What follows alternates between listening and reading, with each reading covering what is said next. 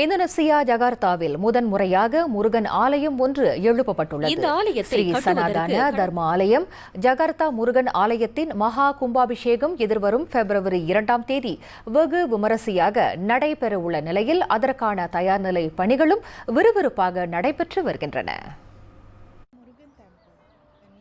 இந்த ஆலயத்தை கட்டுவதற்கு கடந்த 2019ஆம் ஆண்டு இந்தோனேசியா அரசாங்கத்திடம் விண்ணப்பம் செய்திருந்த நிலையில் அதே ஆண்டிலேயே அதற்கான ஒப்பந்தம் வழங்கப்பட்டது.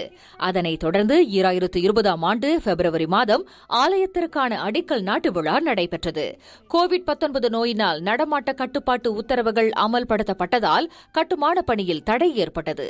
மீண்டும் 2022ஆம் ஆண்டு கட்டுமான பணிகள் தொடங்கிய வேளையில் இன்று வெற்றிகரமாக ஆலயம் கட்டி முடிக்க கும்பாபிஷேகத்திற்கு தயாராகி இருப்பதாக ஜகார்த்தா முருகன் ஆலயத்தின் ஆலோசகர் முனைவர் AS கோபாலன் மகிழ்ச்சி தெரிவித்தார்.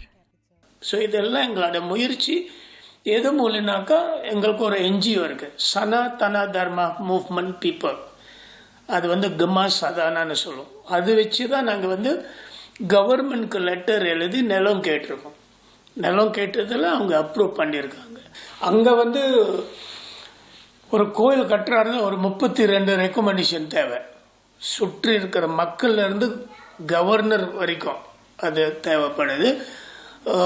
91 குடும்பங்கள், நம்ம இந்து தமிழ் குடும்பங்கள் சைன் பண்ணோம். ஆலயத்தின் சிற்பங்களை இந்தியாவை சேர்ந்த சிற்பிகள் வடிவமைத்திருக்கும் வேளையில் ராஜகோபுரம் மக்களை கவரும் வகையில் வடிவமைக்கப்பட்டிருப்பதாக அவர் தெரிவித்தார்.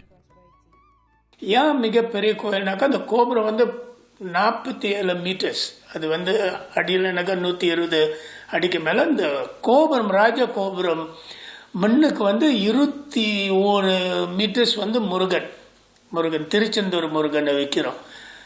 இந்த ராஜ கோபுரம் உள்ள இருந்து நீங்க பார்த்தீங்களா ஹோலா தான் இருக்கும், சாலிட்டா இருக்காது. ஊர்ல இருக்கிறது ஹோலா தான் இருக்கும். அந்த மாதிரி செஞ்சிருக்கோம். வரும் பிப்ரவரி 2ஆம் தேதி காலை மணி 7:45 முதல் காலை 11:30க்குள் கும்பாபிஷேகம் நடைபெறும். உள்நாடு மட்டுமின்றி வெளிநாடுகளில் இருந்தும் சுமார் 2000த்திற்கும் அதிகமான பக்தர்கள் இக்கும்பாபிஷேகத்தில் கலந்து கொள்வார்கள் என்று எதிர்பார்க்கப்படும் நிலையில் அதற்கான வசதிகளை ஏற்பாடு செய்து தருவதாக அவர் தெரிவித்தார்.